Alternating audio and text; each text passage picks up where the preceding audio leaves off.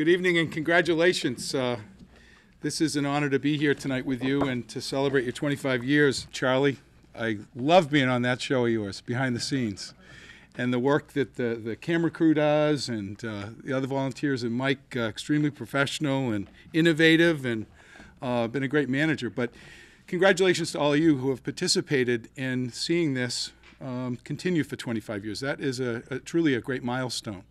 And when you think back, how many things have come and gone over that period of time, and we're all still here. So my deepest congratulations. And I see a couple of young guys in the back. Maybe we'll see you down here in 25 years celebrating the 50th. And that's important. And that's important for all of us to reach out to the young people who need to carry on this tradition. Local cable is so important to helping build and keep our community together. It's great access for all of us to dial in and see what's going on and be part of the community. So again, I commend you on your work and look forward to maybe I'll be here in another 25 years to celebrate as well. But again, congratulations. From the House of Representatives, I have a proclamation that I'd like to read. The Commonwealth of Mass, the House of Representatives, be it hereby known to all that the Massachusetts House of Representatives offers its sincere congratulations to Foxboro Cable Access in recognition of the celebration of your 25th annual meeting, for the continued dedication of all your volunteers to the town of Foxboro. The entire membership extends its very best wishes and expresses the hope for future good fortune and continued success in all endeavors. Given this, the 26th day of January, 2008, at the State House, Boston, Massachusetts, signed by Salvatore F. DeMasi, Speaker of the House, and your State Rep, Jay Barrows. Thank you very much.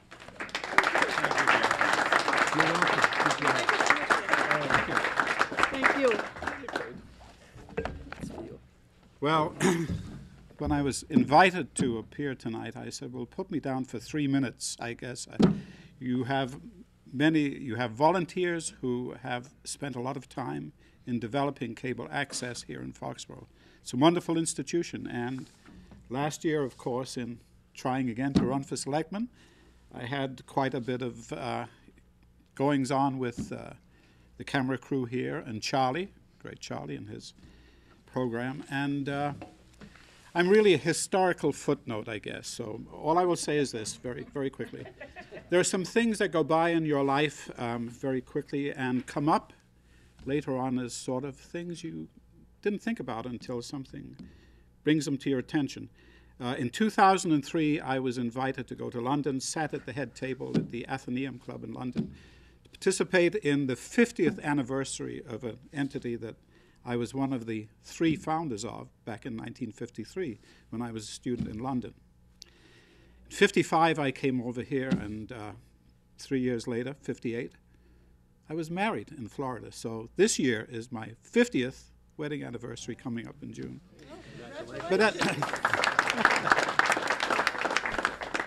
But then moving on to my service on the Board of Selectmen here in the town of Foxboro, which at the time was a 3-man board and I think was 79 to 82 thereabouts.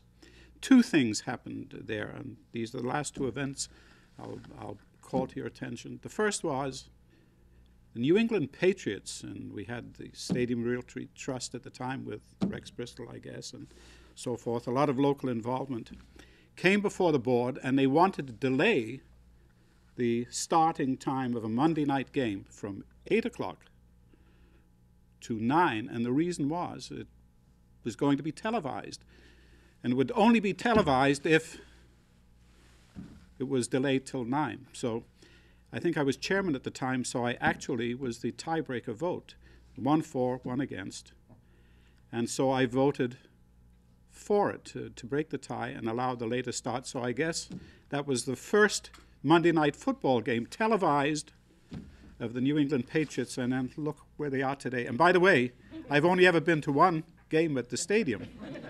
When I was a selectman, that first game, I walked around the sidelines to make sure no nonsense was going on. I'd rather watch it at home in front of the television, which I do. Well, the great fans that I know in the family and so on. The second event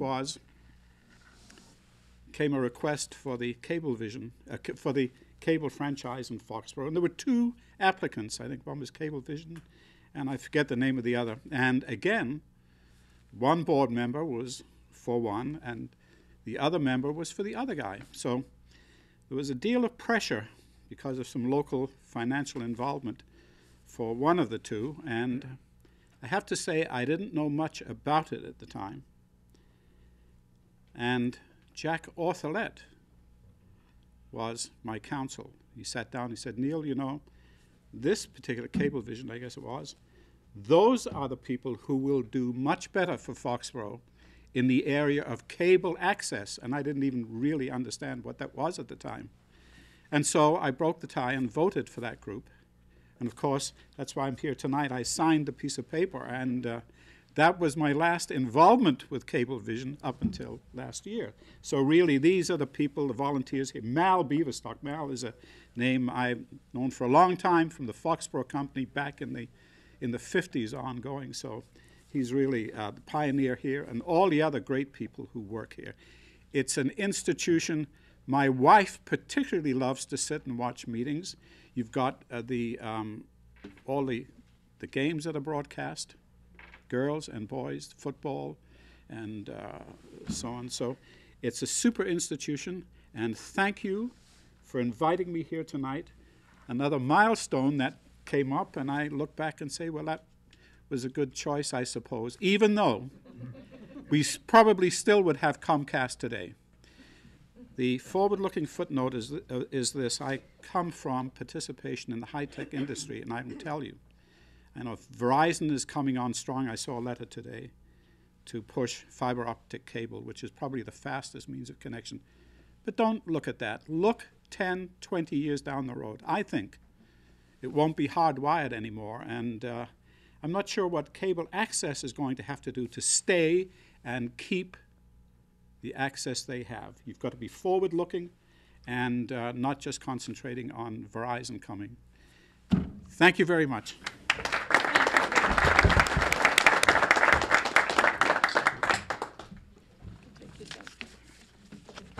All right. It's good to be back. And I really appreciate Mark tracking me down and letting me know what was going on so I could be back. It's certainly been quite a while, and I think I had two big surprises when I talked to Mark. And that was, first one was 25 years? Doesn't seem that long. The second one was, it's all the same people. You're all still here and working. You've never been out of my thoughts, because when Jen and I left, going away present was a little wooden box, very nicely made box with a metal statue of a fox on it, turning around, walking, and looking backwards. And Mark said, that's going to be a reminder of where you've been. And it always has been. And it sits still in our living room on the coffee table, and so it's always a reminder. You know, I was here in 1992 for the dedication of this building. And a couple of things were interesting about that time. Bill Greeter introduced Mike Weber, a very young Mike Weber, as the future of FCA. And that was right.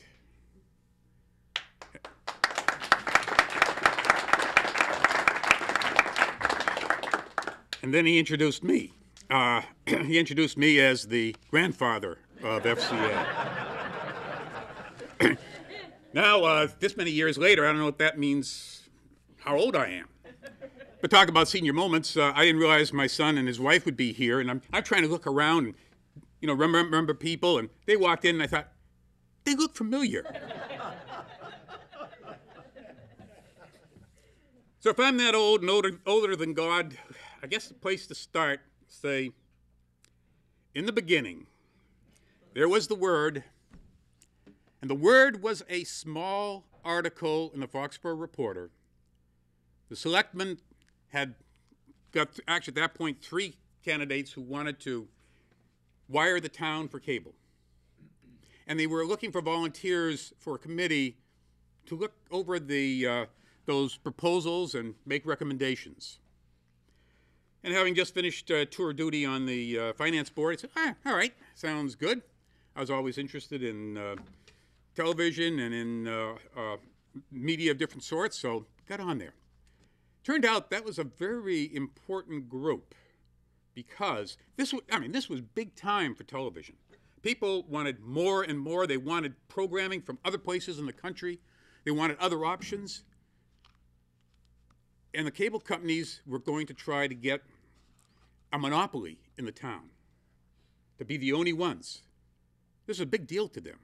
And in fact, it turned out our job had to be very strict and done by the book because in other towns, the cable companies who lost tended to sue the town for not taking their proposals into account.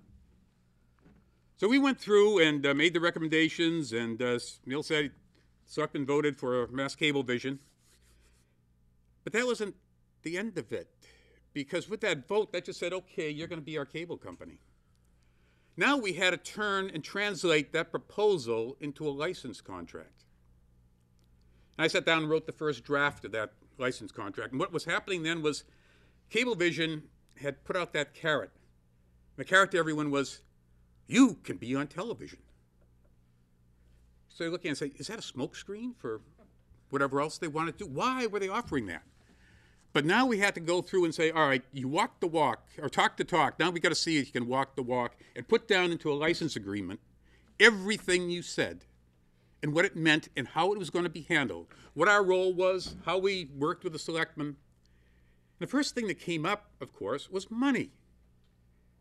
They were going to give money for access television. Well, I looked into it, and guess what?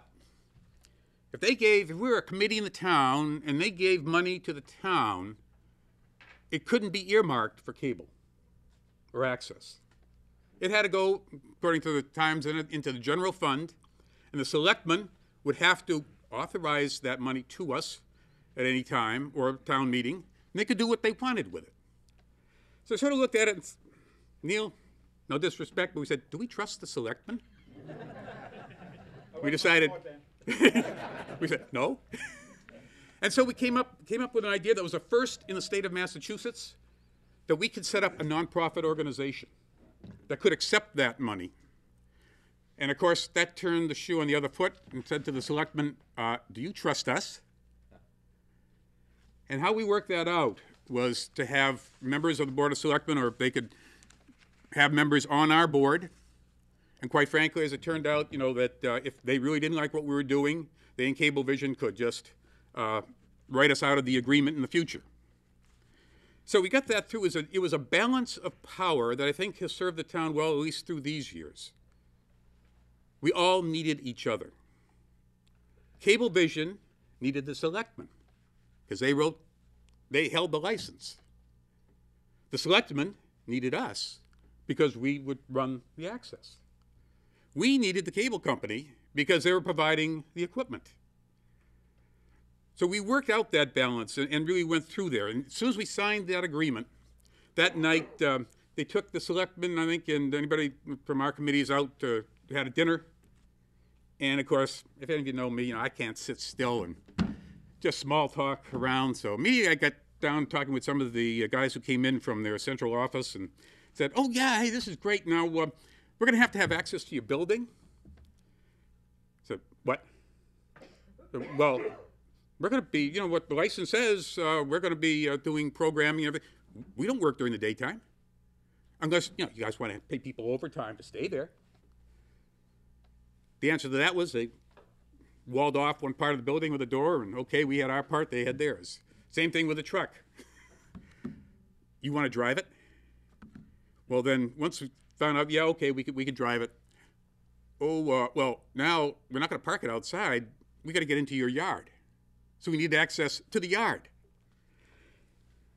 We had a lot of things, and we worked them all through. I'm not sure what the people in, I think it was Liberty, New York at the time, what they really thought we were doing, that we were maybe just going to roll over or whatever, that the sparkle in our eyes came from the holes in the back of our head.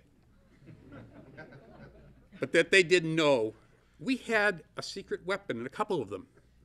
One, we had a technical advantage. We had Paul. who could take apart and put together any of their cameras faster than they could and fix them. Or break them. Or break them. Well, that too if he had to.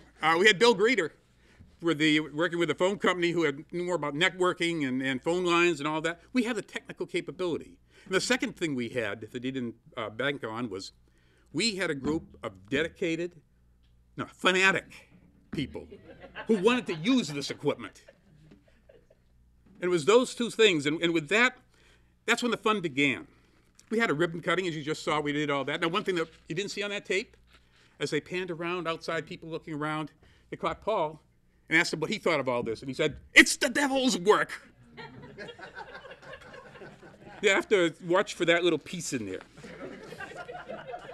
So it wasn't easy because even in those early days, their home office, again, called Cable Access Welfare Television. But they finally understood. They sent us good people like Mark and Jessica to work with us, who understood what we were trying to do. And we learned by trying and doing. It may seem lame now, but back then, we were breaking new ground all the time. One of the first shoots we did with a van, Joel Altman always wanted to have a chess tournament between the champion chess player in the U.S. and the one in England. He knew them both. And we did this up at the End Zone Motel. Put the truck out in the back. We had a camera up in the room where the players were. We had a feed down to the lobby where people could watch, and they had the special commentators and all.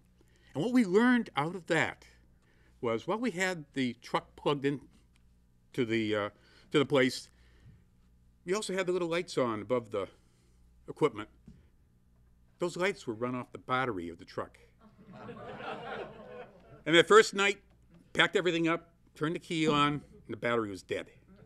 And so we had to call someone to come up and jump the battery and get us going again. But even back then, we had no lack of ideas of programming. I talked before about Marg and the FCA, and Bill Milholm mentioned that Christmas special. And it was special, even with the wheels on the animals and all. And it was done with a New England twang. As the wise men said, "We're going to follow that star and find the baby in the manger." And we, too, look at it in Christmas when the kids are around and enjoy it.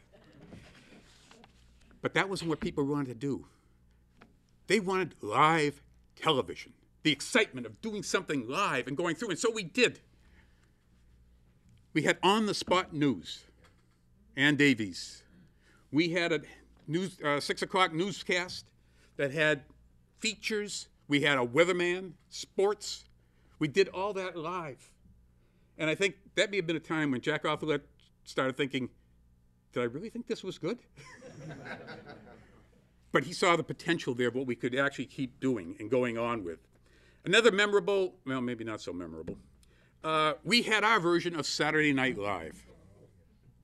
Except it was Friday night, but it was at 11 o'clock before a live audience in the studio. And it gave many people, including Bill Greeter, a chance to stand up and be a comic for a night. Good thing he didn't give up his day job. We had, live debates and everything else. We had the first live auction that you're now coming back with. And Jessica was saying, she was the technical director for that first one. She said that night she couldn't sleep because she could still say, no, camera 2, get ready to go, camera 3. We had all the auctioneers and everything else and the luggers and tuggers to bring things in and out. For us, that was the first time we had ever done something like that. Sports were always in demand. First program I actually did was for the women's soccer league. And actually, my wife Jan was the narrator of that, and our little daughter was the one that came up and said, "Tell me a story, Mommy." And it was a story about women's soccer in Foxboro. All the high school sports were, of course, big in football and soccer. We had the early run-ins with the Massachusetts High School Athletic Association. When it came to the championship game, said, "Oh, you guys are just looking to make a big profit out of this, so we're going to charge you huge fees to even tape it." And so it took a while and a couple of years to tell them, no, we aren't really doing that and everything else and get that all straightened out. In the meantime, some of those first championships were actually filmed by parents in the stands with their camcorders. and then we got film from that. As we kept going and doing live productions of all the things, the shows and the live shows and things like, we had Hot Lips, show for teenagers to lip sync to the latest music. All different types, cooking shows, interview shows. As I say, it may look lame today, but that time it was new and groundbreaking. Some of the productions kept getting, as we went outside, kept getting more and more bigger and more complex. The mobile studio was set up for 3 cameras. Paul immediately started going at 4, 5, 6 cameras. He put monitors everywhere in the van. He had, talk about Skycam, he had volunteers everywhere in every nook and cranny of everywhere. And I'd always say to Paul, can't we shoot this with just 3 cameras? And after a number of times, he finally said to me, he said, well, look, if that's the way you are, if we had a chance to go back in time and tape The Last Supper, you'd probably still only want a 3-camera shoot. And it was one of those big tapings that we had. One of the cameras we had Bill Greeter in the confessional of St. Mary's Church doing First Communion or so. Some people said, good spot for him. And over the intercom, we'd get things, people were always talking over the intercom. He said, I think my pants are on fire. And what we learned from that was, 1, something of divine retribution, and 2, don't put batteries in your pocket, spare batteries, so they connect with each other. Finally, Cablevision supplied us with what they said they would, with return feeds from the town hall and other places. And it was time that we went to the selectmen again and said, okay, you wanted all this, you set us up, your turn to be on TV. It took them a little while, but both the committees took a deep breath and said, okay. But that started a new era for us as well, because up to that time, we had no real commitments in time, except for the playback programs. Now we had to be at meetings. And so we had to start moving up the ladder. And on those days as well, in the time, we would get our board of directors together and some of the volunteers. We did this early on, very at the beginning, and always. We said, what is our role in the community? We'd go through and be up on a board. We'd have, flip charts and stuff. Are we entertainment? Are we communication? What's our role? And where do we fit in? And we'd go down about how we could approach each one of those items. We also looked that way to the future. And we said, how are we going to sustain ourselves as we go on?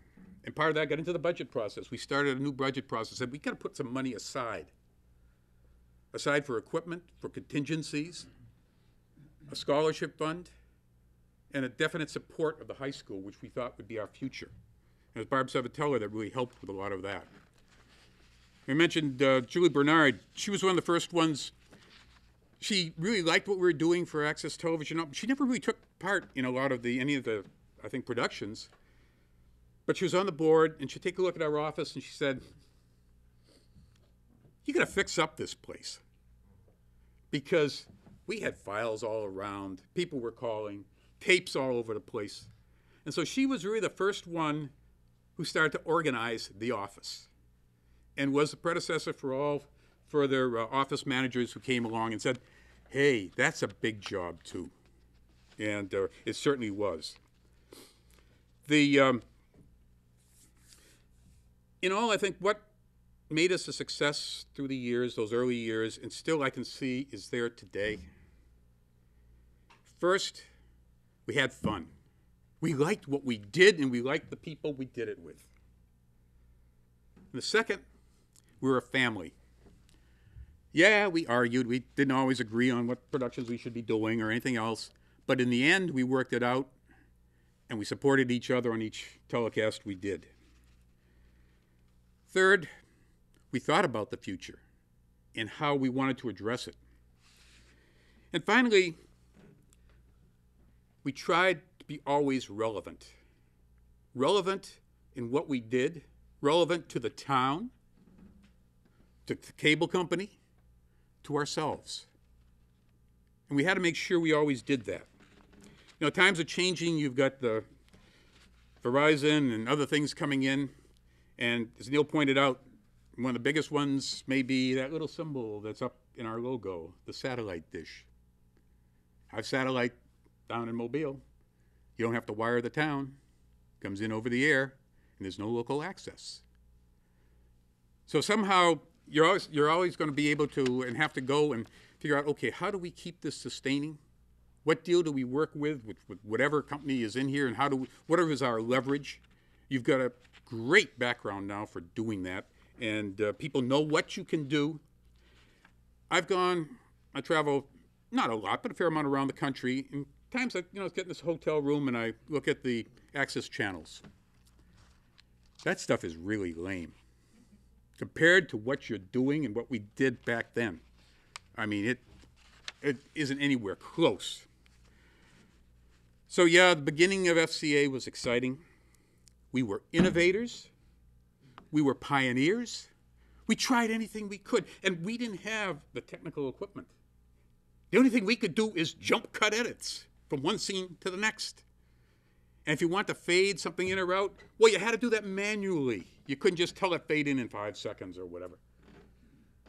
Everything we did, there were no special effects unless we thought of how to do it. And so we used that innovation. And we see exactly what could be done.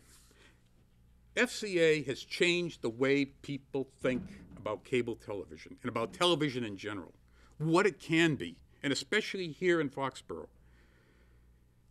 You have a business of memories. That library that's overflowing is a time capsule, and every one of those tapes is a memory of the people, the town, the era, everything about it that can't be erased is a living library of what has gone on.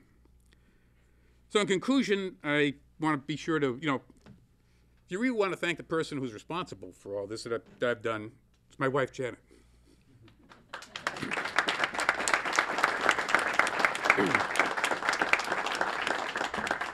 All the times I was at the studio, she was there supporting me and helping me and loving, and it was great, and that made it possible for me.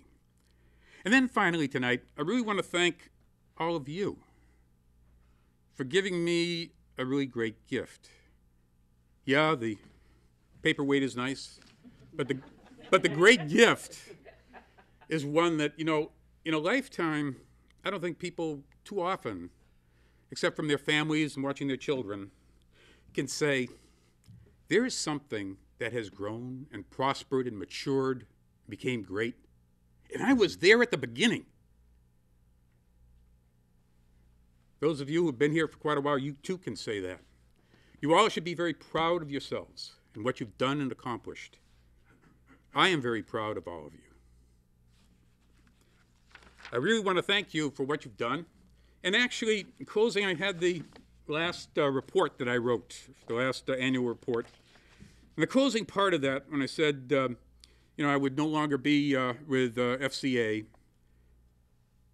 I said everything has grown from a committee of 7 people reviewing the license proposals 10 years ago to a large and growing group of volunteers who will continue to provide the town with quality service through their dedication. The town of Foxboro is fortunate to have such a group providing continuity for this activity. That was true then, and it is true now, and will continue to be. And so I just end with what I thought was sort of a motto for the company and for us and for actually everyone else, and they ended all my programs with, was keep us in sight, keep us in mind. Thank you. I was so happy to hear that Mal came back for this because he went down to Alabama and we certainly missed him. And my first job when I got to Foxboro was to convince Foxboro Cable Access that even though I worked for the cable company, I love Foxboro Cable Access. And I got to tell you something. Foxboro is my second home. I'm back in Brockton again where I live. Been there 14 years, believe it or not. But I was here for 6. And they were really the 6 most wonderful years of my life and my professional career. I love my hometown, but this is really my second family. And everybody that's been here, it's just wonderful to come back here. Even though my son called me a geek my whole life, he's now going into television just like me. He's over at Massasoit where I teach. And Mal, I got to tell you, if I gave you a grade for that speech, because I teach speech communication, it would be top of the line A+. So you guys have done phenomenal work. And learning from this man over here, everything I know about engineering, and I'm not an engineer. He always talked about teachable moments. And this guy back here, I had in middle school. And I'm very, very proud of him and what he's accomplished. So you guys have done wonderful work, and it's just a pleasure to be back here, even though I'm only 30 minutes away. Thank you all. Like Mark, I spent some of the greatest times here with you guys working on shoots. I've got a lot of memories. Jim and I were just sitting back there, and he's popping up memories like of commercials or different things that had taken place as we were shooting. And it's a community within a community. And you grow and you develop bonds and you learn off of each other how to be creative. And I miss that. I miss having the back and forth and in my job now as a fabrication manager, where I work just solely with the equipment and putting the equipment together and terminating that. It pales in comparison with the growth that you have as you see somebody develop their skills in the communication field, their ideas, their creativity, and standing up for things that they believe in and being able to express that. And you guys really have done a marvelous job, and I thank you for the experience. Thank you. As time went on, as far as the football is concerned, football coverage, I thought it was kind of a good idea to have like a most valuable player at home games. FCA covers the home games. Something on the idea of a Bruins 7th Player Award or something to be voted on by the broadcast crew. So we started out, in a couple of years, it was just kind of rinky-dink.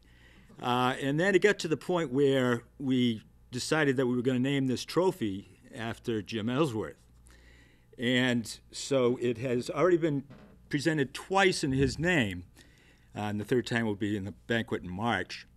But we, I especially, but I think we as an organization, wanted to have a fitting tribute to the brusque exterior, golden-hearted man that Jim Ellsworth was. So we've gone ahead and purchased a trophy that we hopefully will display with honor in our studio, continue to add names as time goes on, and I think it will. It's unfortunate the Ellsworth family is not here tonight, but I think they will find it a fitting tribute to their dad and our friend. I wonder, Mike, could you come up here since you are the current producer of football and took Jim's place, and we'll go ahead and unveil for your edification the James R. Ellsworth Memorial Trophy. Go ahead. Let me pick it up. Oh, nice.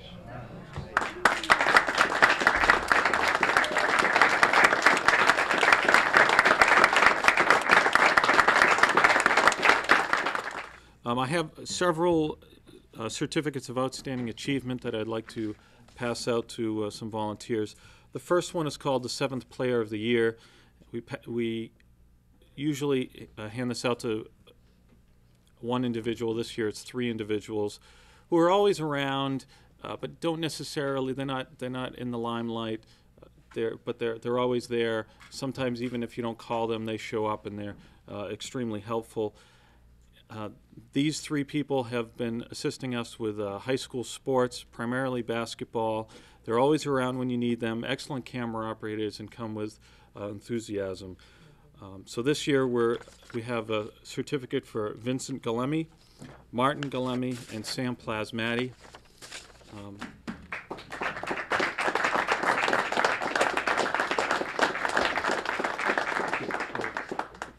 On behalf of all 3,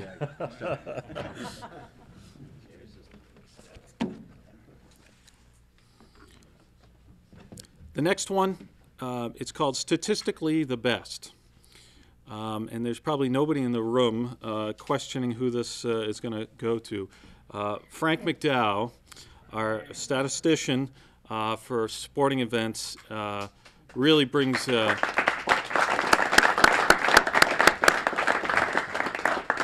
you go, Frank. Thanks. Frank brings a sort of a different dynamic to the games by allowing us to be able to put up those kind of statistics, and it's a huge help to the announcers as well. And he's usually doing two things at the same time. He's handling the graphics and the stats at the same time. We have a couple of production excellence awards. The first one, I'm going to go out of order here. Or I'm missing one. Oh, here it is. I mentioned the Livingston Taylor concert earlier. It really was a special evening, and we were excited to hear that Livingston appreciated the coverage that we were able to provide for the community.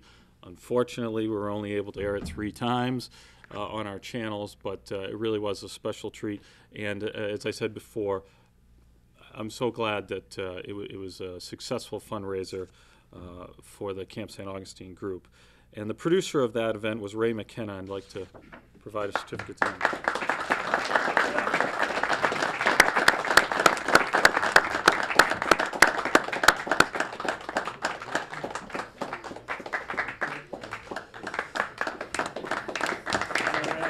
There you go, Ray. Thank you, Mike. Thank you, sir. If you read the programming section, which Lauren wrote, she said, we headed west, and that was the trip to UMass Amherst, where we covered the field hockey game. I was not there. Mike Everson handled the engineering aspects of the truck, and it really was a first for Foxboro Cable Access from a lot of different standpoints. Although I don't know that we are able to confirm that CSTV actually aired the game, we did provide them the tape, and we assume that they did so. It was also the first program that was streamed audio and video live over the internet, available, I believe, through the UMass website. So it really was a special event to go to a large campus like that and do a special program. I think it was a growth opportunity for the volunteers that were involved. It brought a little something different to our channel. And so we want to recognize Matt Shea, the producer of that event.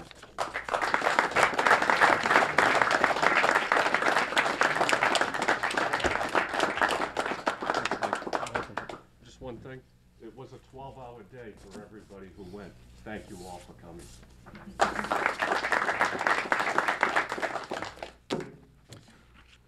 Another Production Excellence Award goes to Paul Godin.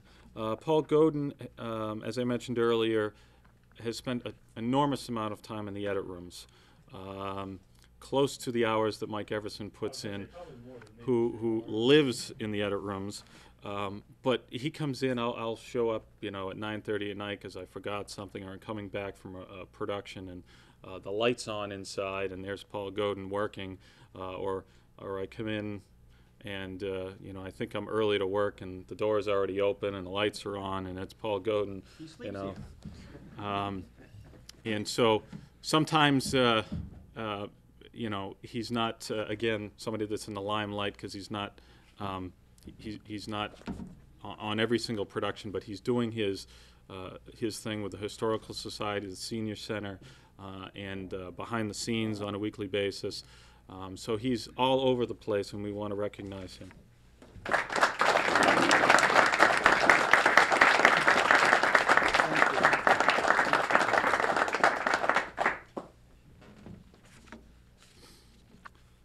We also have a Production Excellence Award for Justin Solham, who I do not believe is with us tonight.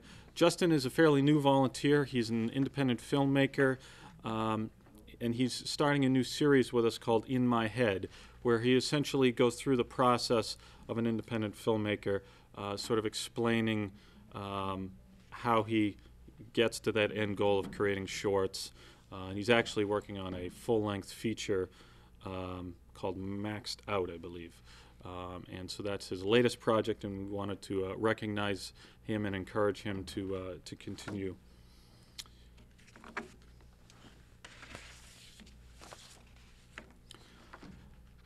For 2007, we also like to recognize the volunteer who's put in the most number of hours on a variety of productions. And there's no question that there's very few productions where you don't see Mike Everson around, and we want to recognize him for putting in the most number of hours.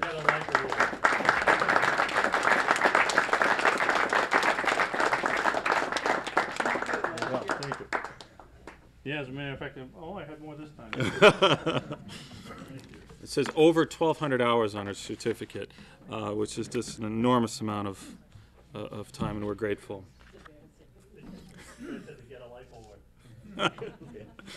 The last award, the Volunteer of the Year Award, and there's 2 plaques there going all the way back. And Mal is on there for what year? Why don't you read off those names there? I'll be happy to. In 1981 to 83, Mal Beaverstock. Julia Bernard in 84. Russ Harnden, 85. Mark Nash, yourself, in 86. Jenny Capola in 87. Myself in 88. Mark Altman, 89. Bill Greeter, 90. Gary Nash, 91. Mark Altman, 93. Dick Mordaunt in 94. Diane Monahan, 95.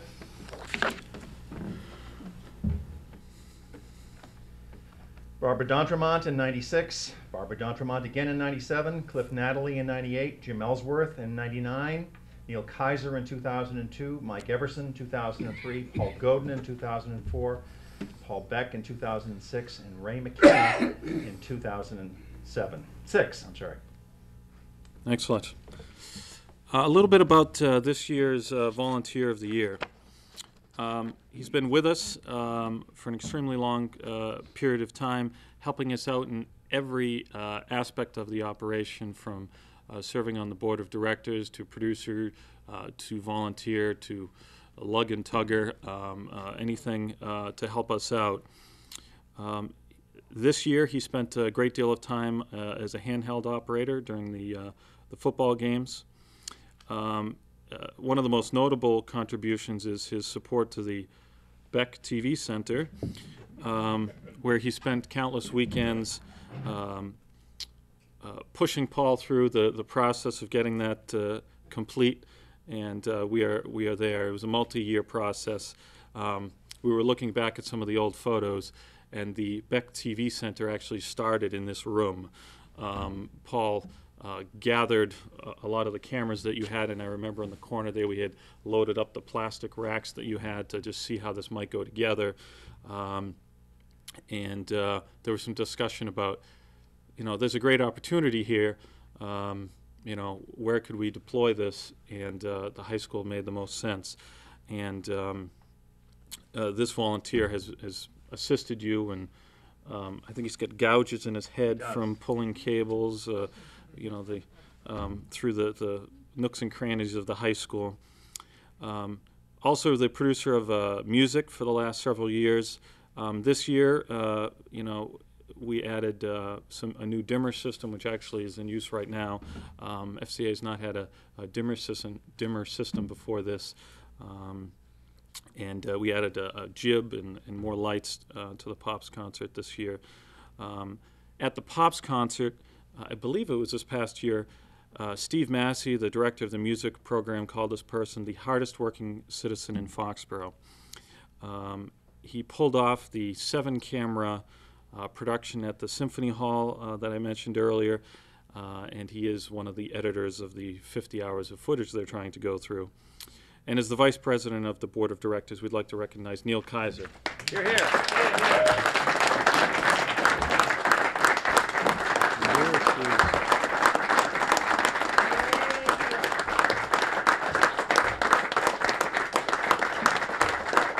There you go, Neil. Oh, thank you. And here's the certificate. Awesome. And Congratulations. thank you very much. And there it is. Already. It's already there. Wow, it's the fastest they've moved in a long time. Wow. Oh, it Thank fell you. off. No. Thank you, really. Thank you very much. Thank you. Thank you.